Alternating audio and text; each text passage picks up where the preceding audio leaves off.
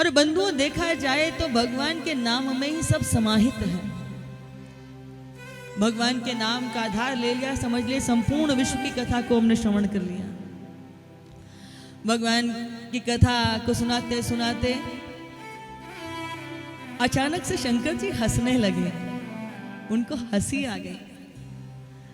पार्वती जी कहते कि प्रभु आपको हंसी क्यों आई? तो शंकर जी कहते कि मुझे ना देवी अपनी चोरी याद आ गई। बोले चोरी याद आ गई? महादेव और वो भी चोरी? तो बोले हाँ पार्वती, मैंने भी एक चोरी की थी। वैसे ये चोरी का प्रसंग बताने वाला नहीं होता, चोरी की बात कोई चर्चा की विषय थोड़ी होता है, पर पार्वती तुम्हारी मति स्थिर है। बंधुओं कौन सा विषय किसको कहना ये महत्वपूर्ण होता है। तुम स्थिर बुद्धि की हो, इसलिए मैं तुम्हें अपनी चोरी व्यक्त करता हूं। तो वो कहते हैं कि एक बार क्या हुआ कि मैं कैलाश में था तो मेरे पास काक भुसुंडी पहुंच गए। और जब काक भुसुंडी हमारे पास पहुंचे तो उन्होंने कहा कि जगत के पालनहार बाल स्वरूप में अयोध्या को धन्य करने के लिए प्रकट हुए हैं प्रभु, चलो हम भी उनके दर्शन करने के लिए चलेंगे। और जब काक भुसुंडी ने ये कहा कि प्रभु आप चलो, तो भगवान अपने भावों को रोक नहीं पाए, अपने भावों को रोक नहीं पाए। अब भगवान काक भुसुंडी के साथ में दर्शन करने की उत्कंठा लेकर के चल दिए। तो पार्वती ने कहा कि आप ऐसे ही भेष में गए थे क्या? बोले नहीं, हम एक बूढ़े ब्राह्मण का रूप लेकर के गए थे और हमारे शिष्य बनकर के नन्हा रूप लेके, बालक का रूप लेके, यानी कि छोटे बालक बनकर के हमारे साथ में काक भुसुंडी गए हैं। काक भुसुंडी संग हम दो, मनुज रूप जानई नहीं को। काक भुसुंडी, अब ये ब्राह्मण को रूप लेकर के चल दिए सदाशिव जोशी बन करके। अब बंधुओं ये अयोध्या में पहुंचे। अब अयोध्या में देखा तो भगवान के दर्शन करने के लिए राजभवन पर बड़ी बड़ी पंक्तियां लगी पड़ी हैं। कई दिन तक तो पंक्ति में लगने का नंबर ही नहीं मिला इनको। और बाद में जब वह पंक्ति समाप्त होने को आई, यानी कि जब इनको लगा कि अब तो कल हमारा नंबर आ ही जाएगा, तो द्वारपालों से जाकर के इन्होंने विनती करी। तो बोले कि गुरु वशिष्ठ जी का आदेश आया है कि किसी ने हमारे लाला को पत्थर फोड़ नजर लगा दिए, इसलिए अब किसी को भी दर्शन सुलभ नहीं होंगे। शंकर जी तो माथा पकड़ के बैठ गए, इतने दिन से तो लाइन में लगे हुए थे, जब नंबर आया तो गुरु वशिष्ठ जी ने, अब गुरु वशिष्ठ जी का आदेश है कि जब आप उनसे लिखवा कर के लेके आएंगे तभी आपको दर्शन सुलभ होगा। अब बताओ शंकर जी कैसे जावे आगे जो है वशिष्ठ जी के पास में। अब ना तो ये वशिष्ठ जी के पास जा सके, ना लिखवा के ला सके, और जब तक लिखवा के लाएंगे नहीं इनको भीतर प्रवेश ही नहीं मिलेगा। अब तो शंकर जी बड़े दुखी, तो बेचारे काक भुसुंडी जी के साथ में जाकर के सरयू जी के पास बैठ गए। फिर विचार करने लगे कि भैया कुछ तो ऐसा मार्ग होगा कि हमें भीतर जाने का अवसर मिल जाएगा।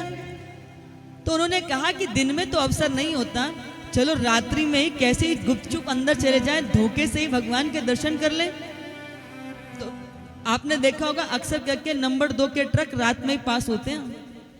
दिन भर रोक रोक करके सारी जितनी भी ऊर्जा होती है निकल चुकी होती है, और चुपचाप जैसे ही रात्रि होती है ना तो लेन देन करके ट्रकों को पास कर दिया जाता है। तो ये द्वार पर पहुंच गए, उन द्वारपालों से कह रहे हैं कि महाराज हमें भीतर जाने दो। बोले कि आपसे कह दिया ना, जब तक वशिष्ठ जी नहीं कहेंगे तब तक हम आपको भीतर प्रवेश नहीं करने देंगे।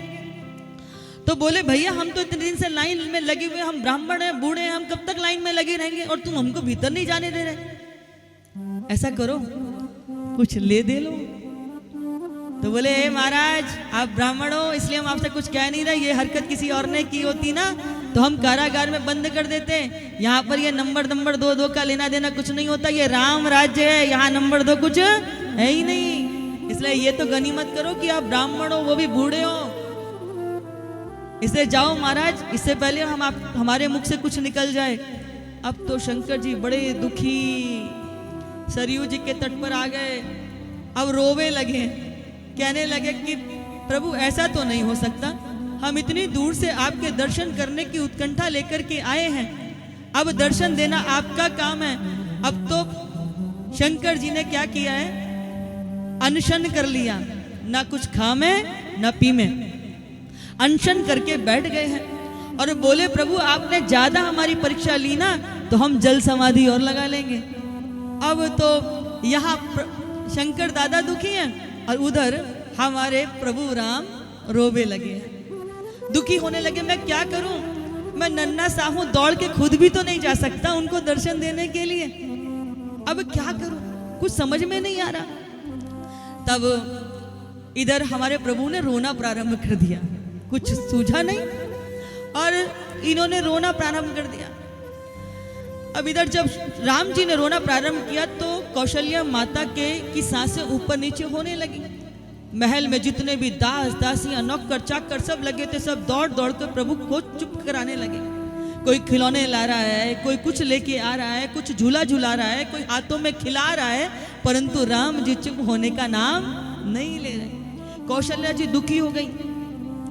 तब वशिष्ठ जी आए, बोले मैंने पहले ही कहा था हर किसी को लला के दर्शन करा देते हो, न जाने किसकी नजर लगी है और इनको कोई पत्थर फोड़ नजर लगी है, इसका उपाय तो मेरे पास भी नहीं है, मैं क्या करूं।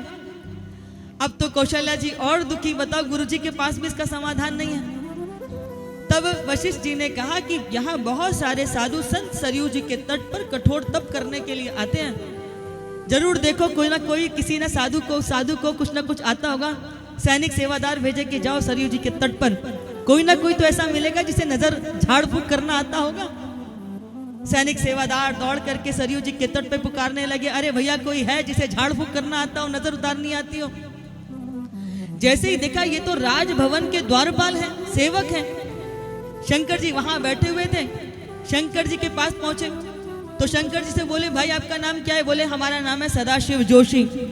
बोले आप क्या काम करते हो? बोले मैं हाथ देखने का काम करता हूँ। बोले ये बताओ आपको झाड़ फूक करना आता कि नहीं आता?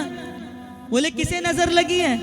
बोले कौशल्या माँ के पुत्र को नजर लगी है। जैसे ही सुना तो शंकर जी एकदम जैसे किसी करंट ने छू लिया, अपने स्थान से खड़े हो गए।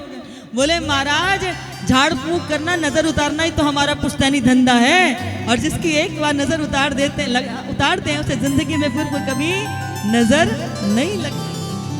अब तो शंकर जी को मार्ग मिला। शंकर जी मस्त, जैसे मस्त हाथी होता है ना, क्या चलता है, ऐसे शंकर जी चल दिए हैं। अब साथ में कौन जा रहे हैं? उनके काकभुशुंडी। काकभुशुंडी ने शंकर जी का कुर्ता पकड़ लिया। बोले महाराज दोनों साथ साथ आए, कष्ट भी दोनों ने एक जैसा झेला है, अकेले अकेले दर्शन करने चले जाओ और मुझे भीतर नहीं लेके गए ना, एक ही पल में सारी पोल पट्टी खोल दूंगा कि कोई आप सदाशिव जोशी नहीं हो, हाँ आप भगवान शंकर हो, सबको बता दूंगा। तो इन्होंने कहा भैया पहले चल तो ले, पहले दर्शन तो कर ले, मैं अभी पहुंचे हैं नहीं, तुम पहले से हमको धमकी देने लगे। अब ये चले वहां पे द्वार पर, फिर सैनिकों ने देखा, अब द्वारपाल तो भीतर चले गए कौशल्या माँ को बताने के लिए, आगे आगे चल रहे थे। बोले हमें एक ऐसा साधु मिल गया है जो नजर उतार देता है, जाकर के कौशल्या माँ को सूचना दी है। अब ये पीछे पीछे आ रहे थे क्योंकि काकभुशुंडी ने रोक लिया था, इनसे चर्चा करने लगे थे। इतने में वही द्वारपाल इनको फिर मिल गए। द्वारपालों ने कहा फिर आप आ गए, रोज आपको मना करते हैं, आपको बिल्कुल कुछ संकोच नहीं लगता? तो शंकर जी अभी थोड़ा ताव में आ गए। बोले अब क्या, और हम नहीं आए, तुम्हारी महारानी ने हमको बुलाया है, आपके गुरुजी ने बुलाया है, जाइए जाकर के अपने गुरुदेव से पूछिए। आपको भीतर से निमंत्रण आ जाए ना तो चाल बदल जाती है कि महाराज हम नहीं, भीतर से। तो शंकर जी भी अब बड़े अभिमान के साथ खड़े हैं। पता चला कि हाँ महारानी ने बुलाया, गुरुदेव की आज्ञा है। हट गए, बालक को पकड़ लिया कि आपको बुलाया है ना, इस बालक का भीतर क्या काम है, ये बालक नहीं जाएगा। काकभुशुंडी ने पुनः शंकर जी का कुर्ता पकड़ लिया, महाराज कुछ करो, अगर आप भीतर गए और मुझे नहीं लेके गए, मैं अभी अभी अभी पोल पट्टी खोल दूंगा। अब शंकर जी बोले मैं क्या करूं, बड़ी मुश्किल से तो दर्शन की बात बनी, अब ये यहाँ पे आके अटक गई। तो शंकर जी बोले कि देखो भैया, मैं तो हूँ वृद्ध, आंखों से मुझे इतना दिखाई नहीं देता, ये मेरा जो बालक है ना, मेरे साथ रहता रहता इसको बहुत कुछ आ गया है, ये हमें लकीरें पढ़ के बताता है और हम उसका फल बताते हैं कि लकीर ऐसी है तो उसका फल क्या होगा। इसलिए लकीर ये देखेगा, फल हम बताएंगे। अब जैसे ही कहा तो अब क्या कर सकते थे, तो उसने भीतर जाने का अवसर दे दिया। अब द्वारपालों ने अवसर दिया तो ये भीतर चले गए। और बंधुओं, जब भीतर गए हैं तो शंकर जी का हृदय जोर जोर से धड़क रहा है कि कब मेरे सम्मुख मेरे प्रभु आएंगे, और इधर राम जी कब मैं जाकर के अपने प्रभु का दर्शन करूंगा। दोनों ओर एक जैसी उत्कंठा है दर्शन करने की, एक जैसे भाव है। अब माता कौशल्या जो है अपने हाथ में अपनी गोदी में लाला को लेके आई हैं, और उनके मुखमंडल पर एक झीना सा उन्होंने वस्त्र डाल रखा है। जैसे ही शंकर जी के सम्मुख आकर के खड़े हुए हैं, शंकर जी ने कहा मैया से कि मैया, जब तुम अपने लाला का दर्शन कराओगी तब तो कुछ बात बनेगी। और बंधुओं, जैसे ही कौशल्या मैया ने अपने लाला के मुख से वह वस्त्र हटाया है, जैसे ही प्रभु राम ने शंकर जी का दर्शन किया, वैसे ही हंसवे लगे, और ये हंसवे लगे और शंकर जी रोवे लगे। उल्टी हो गई लीला। राम जी प्रभु के दर्शन करके मगन हो गए, और ये अपने प्रभु का दर्शन करके आंखों से नितांत निर्झर झरना बहने लगा। और इधर कौशल्या मैया सोच रही है कि ये तो जरूर पहुंचा हुआ कोई बाबा है कि जिसके दर्शन करने से मेरा लाला शांत हो गया। रात से रो रहा था और अभी इनके दर्शन करने से शांत हो गया। तो शंकर जी कहते हैं कि मैया, अभी तो तुमने लाला को सिर्फ मेरा दर्शन कराया है, यदि तुम उसे मेरी गोदी में दे दोगे ना, तो पूरे जीवन में कभी फिर तुम्हारे लाला को रोना नहीं पड़ेगा। और बंधुओं, यहाँ पर माता कौशल्या ने लाला को शंकर जी की गोदी में दे दिया है। और जैसे ही हमारे प्रभु राम जी शंकर जी की गोदी में गए हैं, हमारे शंकर जी की भाव समाधि लग गई है। राम जी अपने प्रभु की गोदी में आकर धन्य हो रहे हैं, और शंकर जी अपने प्रभु को अपनी गोदी में लेकर के धन्य हो रहे हैं।